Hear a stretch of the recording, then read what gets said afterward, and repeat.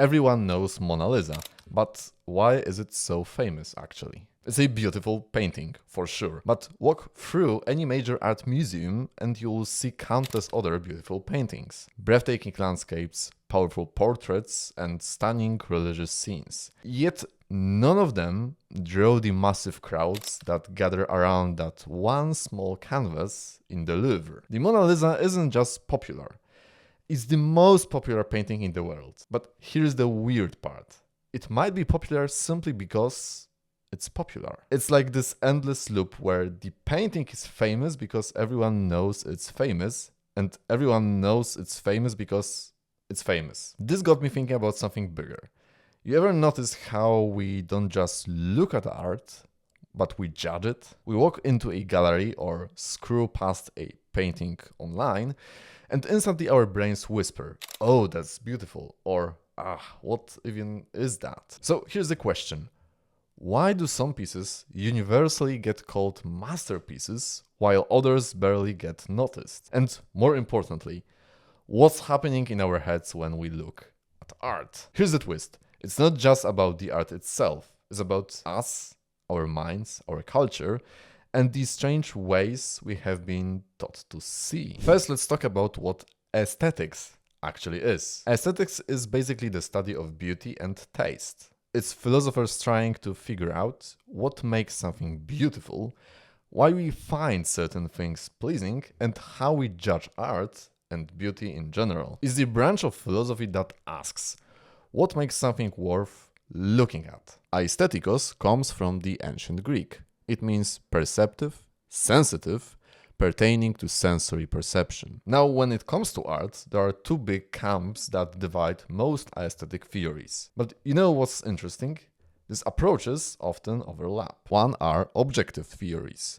They say that beauty or artistic value is out there, independent of us. According to this view, artworks have features that make them beautiful, whether or not we notice. A painting might be great because of its harmony, balance, or craftsmanship. Think about a sculpture so lifelike it looks like it could breathe, or a symphony whose structure feels inevitable. On this view, beauty is something real that we can discover and not just invent. The other set of theories are subjective theories. They say that value in art depends on us, on our culture, our emotions, our ways of seeing. What counts as beautiful is, at least partly, a collective agreement or a personal reaction. A surreal Picasso portrait might not be realistic, but if it moves you, disturbs you, or make you think, then that's where its value lies. On this view, art is less about uncovering an objective truth and more about the meanings we assign to it. And of course, these approaches often blur together. Take Caravaggio's The Calling of St. Matthew, for example. On one hand, the faces and details look strikingly real, so the kind of craftsmanship objective theorists point to. But what actually pulls you in is the atmosphere, the sudden shaft of light, the tension of that frozen moment. It's not just the technique, it's the emotional and cultural charge it carries. That's both sides working at once. Beyond these two main camps, we've got some other fascinating theories about why we value art. The evolutionary angle suggests that our brains are wired to like certain patterns, like symmetry, contrast, balance, because those things once meant safety, health, and survival. A balanced landscape might have once signaled fertile land, water, a good place to settle. So when a painting nails symmetry or harmony, we feel that deep ancient yes. And perhaps that's why landscape paintings are so common and popular. We can also view art from the notion of catharsis, which comes from Aristotle's idea on tragedy. Art helps us purge emotions we are holding in, like fear, grief, and longing. A sad painting can feel oddly good because it helps you process something you couldn't otherwise put into words. Think about Guernica. Those fragmented faces and twisted bodies don't look like anything you would see in real life. But when you stand in front of it, you feel the chaos, the horror, the senselessness of war. A different notion, but slightly similar to catharsis, is compensation theory, which suggests that sometimes art gives us what life doesn't. For example, if your everyday world feels dull, gray, stressful, art can be the bright, beautiful, or peaceful escape you are craving. Take, for example, a video game or an action movie. It feeds your needs for battle, domination, and so on. These theories explain a lot about why we think some works are great, but they leave something out. Something that might be even more powerful than we realize. Now, here's the sneaky part of the story. Even if a work doesn't tick all the boxes, it can still become a masterpiece in our eyes, just because we see it often enough. Psychologist Robert Zions called this the mere exposure effect. Basically, the more we are exposed to something, the more we tend to like it. It's like our brains say, oh, I have seen this before, must be safe, must be good. And here is the actual scientific proof this works. In 2003, researcher James Cutting did this fascinating experiment with Impressionists' paintings. He took pairs of paintings by artists like Monet,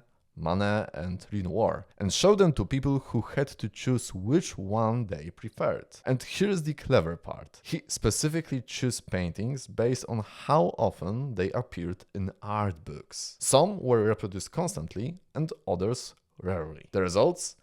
People consistently preferred the paintings that had been reproduced more frequently in books and media. Even when they had no conscious memory of seeing these paintings before, they still gravitated toward the ones they've been exposed to more often. The paintings themselves hadn't changed, but familiarity had rewired people's brains to find them more beautiful. And this doesn't just happen in labs.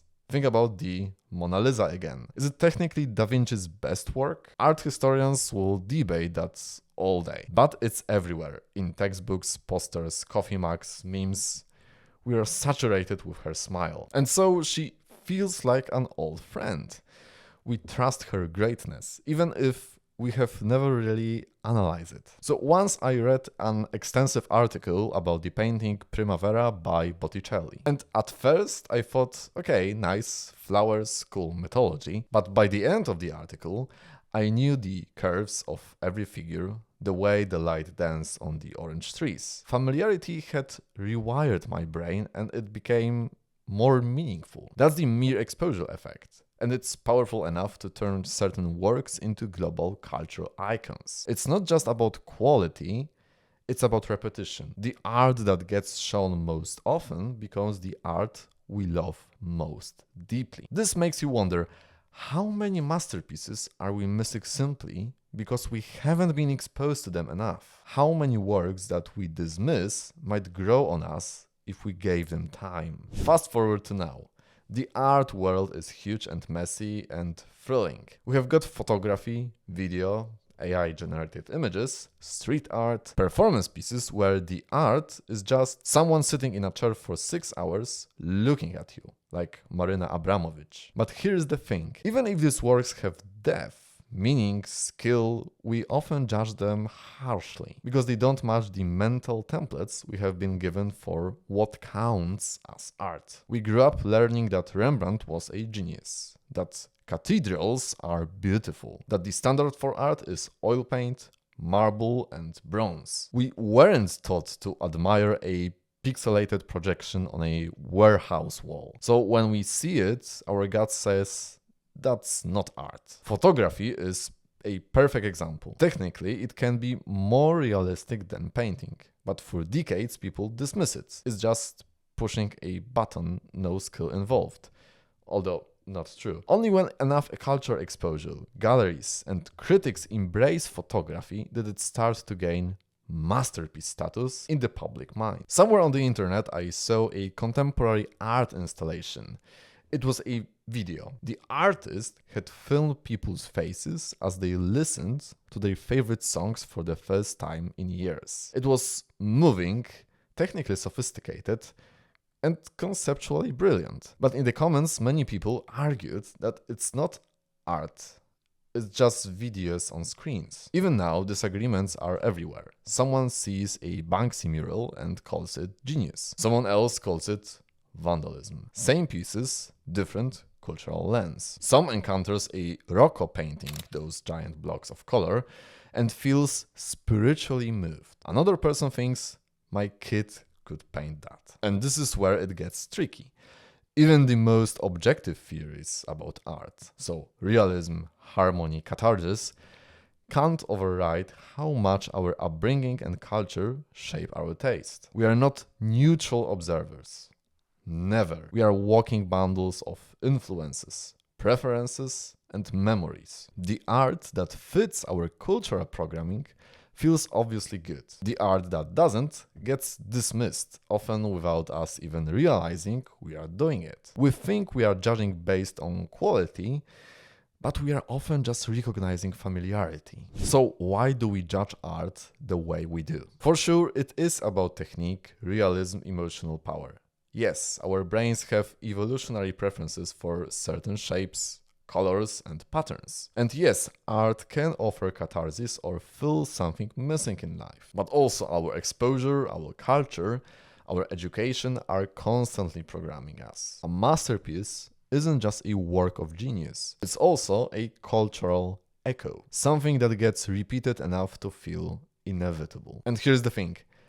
This is both freeing and humbling. Freeing because it means you are allowed to love something no one else gets. Your taste is yours. Humbling because it means we should stay open to the possibility that our judgments are less about truth and more about habit, at least in the regard of art. Think about it this way. Every time you look at art and think, that's beautiful or that's terrible, you're not just responding to the artwork. You're responding to everything that artwork reminds you of. Everything you have been taught to value.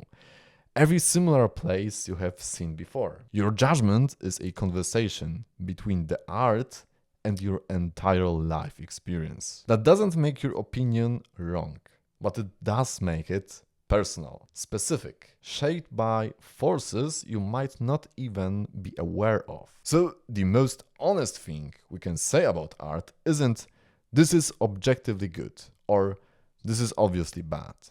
It's this affects me in this way and here is why I think that might be happening. So next time you stand in front of a famous painting or see a strange modern installation, pause. Ask yourself, am I reacting to skill or to something deeper? Is this beauty I'm feeling or just familiarity? Also, when you are in an art gallery, just look around, especially at paintings that are not very popular and are not directly exposed. Because one of those paintings just by accident might not be a viral painting. And also we don't know what pieces of art that are contemporary to us will be classical in the future. Maybe the weird abstract sculpture in your local museum will be viral. Maybe it's a genre of music you have always dismissed. Maybe it's digital art or street photography or experimental theater. When we stop just seeing art and start noticing how we judge it, we learn a lot about the art itself, but even more about ourselves. We discover that our taste isn't fixed, that beauty isn't universal, and that staying curious about our own reactions might be the most interesting part of the whole experience. In my last video, I explored the topic of entertainment and our modern, flawed relationship with it. If you are curious why you sometimes feel guilty after watching a TV series or playing games, check it out. And for now, thank you for watching this video up to the end. If you enjoyed it, don't forget to give me a like and a subscription if you want to see more videos like this somewhere in the future. The comment section is for you, so don't be shy to comment. Have a nice day and a nice week. Goodbye.